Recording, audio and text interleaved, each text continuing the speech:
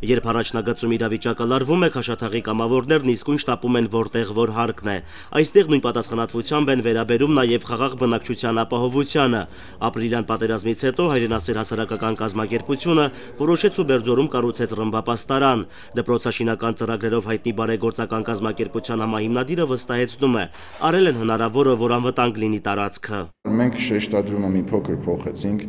Իհարկե դպրոցաշինությունը գնում է, այս տարի էլ արդեն մեր 4-րդ դպրոցն ենք հիմքից սարքում, բայց պետք է նաև համապատասխան անվտանգությունը ապահով միջոցառումներն էլ ապահովել եւ այս ապաստարան եւ հերթական մյուս ապաստարաններն էլ հենց դրան են ծառայելու։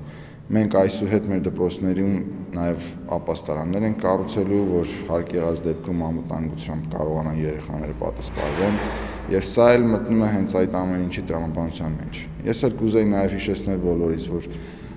ապրիլից առաջ մի իրականություն էր, ապրիլից հետո մի ուրիշ։ Մեր բոլորիս ռեսուրսները, մեր բոլորիս ներուժը պետք է ուղղված լինի մեր պաշտպանունակությունը, անվտանգությունը առավելագույն ձևով ապահովելու։ Ռմբապաստարան կառուցելու ծրագիրն իրագործվել է Սփյուռքի, հատկապես Լոս Անջելեսաբնակ հայերի նվիրատվություններով։ Շինարարները կարճ ժամկետներում ավարտել են աշխատանքները եւ ստեղծել բոլոր հարմարությունները։ Ստեփան Սարգսյանի խոսքով հաշվի են առել ինչպես կարճաժամկետ, այնպես էլ երկարաժամկետ վտանգների հավանականությունը։ Ավելացնում է, համագործակցել են արտակարգ իրավիճակների պետական ծառայության, Քաշաթաղի շրջանի պատասխանատուների հետ, որ ամեն ինչ համապատասխանի ընդունված չափանիշներին։ Ես միշտ մեր բոլոր եւ աջակիցներին եւ կամավորներին ասում եմ, մենք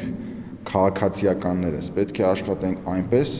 այն նվիրումով, այն անձնազոհությամբ, ինչպիսին մեր զինվորը կանգնած դիրքում պաշտպանում է մեր դիրքը։ Եթե նրանք գիշեր, ցերեկ, լինի ձյանը թե արևին կանգնած դիրքում հսկում են մեր սահմանը,